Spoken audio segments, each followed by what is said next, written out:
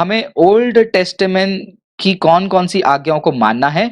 Paul और Jesus की teachings में इतना डिफरेंस क्यों है? Must answer.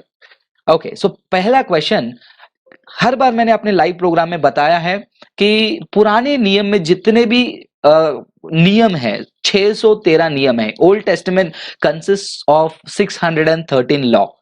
जब हम कुरिन्थियों की किताब, गलतियों की किताब जब हम पढ़ते हैं बाइबल में, तो हमें सफाई से पता चलता है कि यीशु मसीह ने जो है सारे नियम को जो है सूली पर पूरा कर दिया है। तो हमें वो 613 में से एक भी नियम को दोबारा फॉलो करने की जरूरत नहीं है। तो कुछ लोग मुझे पूछते हैं, तो क्या हम 10 कमांडमेंट्स के अधीन भी नहीं है? नहीं है। अब लोग कहेंगे ऐसा कैसे आपने कह दिया, 10 कमांडमेंट्स तो हमेशा के लिए नहीं। अगर 613 नियम पूरा हुआ है, वो पूरा हुआ है, तो आप कह सकते हो तो क्या मैं कत्ल कर सकता हूं, दूसरा देवी देवताओं के पास जा सकता हूं, व्यभिचार कर सकता हूं? नहीं।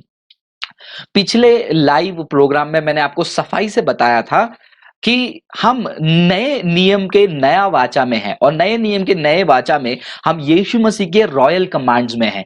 10 आज्ञा का एक लेवल ऊपर वाला, यानी कि highly elevated, spiritually elevated command Yeshu Masih ने दिया है। क्योंकि 10 कमांडमेंट में आप जाते हैं तो 10 कमांडमेंट्स में क्या लिखा है कि तो व्यभिचार न करना, लेकिन यीशु मसीह क्या कहते हैं कि तुम यदि किसी स्त्री को लालच से भी देखोगे, उसके ऊपर तुम लस्ट करोगे, तो वो भी व्यभिचार है। तुमने पढ़ा होगा कि तुम जो है कत्ल ना करो, लेकिन यीशु मसीह ने क्या कहा? जो अपने भाई से नफरत करता है उसको मूर्ख कहता है, उसने जो है कत्ल के बराबर का काम कर दिया है। तो यीशु मसीह ने जो है पुराने नियम के वो 10 कमांडमेंट से 9 कमांडमेंट्स को जो है हाईली स्पिरिचुअल एलिवेटेड मीनिंग दिया है न्यू टेस्टामेंट में।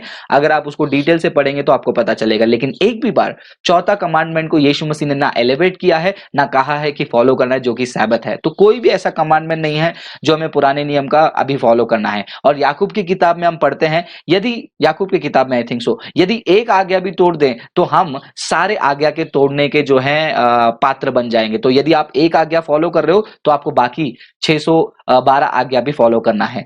और दूसरा सवाल आपका यह है कि पॉल के और यीशु मसीह के शिक्षा में इतना डिफरेंस क्या है? बिल्कुल गलत। पॉल और यीशु मसीह के शिक्षा में कोई भी डिफरेंस नहीं है, एकदम बिल्कुल है। यीशु मसीह ने फाउंडेशन दिया है और पॉल ने उस फाउंडेशन के ऊपर ही जो है अपना थियोलॉजी बिल्ड किया है। तो ये जो मुसलमानों का क्लेम होता है कि पॉल और यीशु मसीह का जो है टीचिंग अलग अलग है, बिल्कुल बेबुनियाद बात है, बिल्कुल गलत है। अगर है तो आप कमेंट्स में बताइए, मैं आपको क्लैरिफाई करूंगा। No teachings of Paul is contradicting with the teachings of Jesus. Neither the teachings of Jesus are different than the teachings of Paul.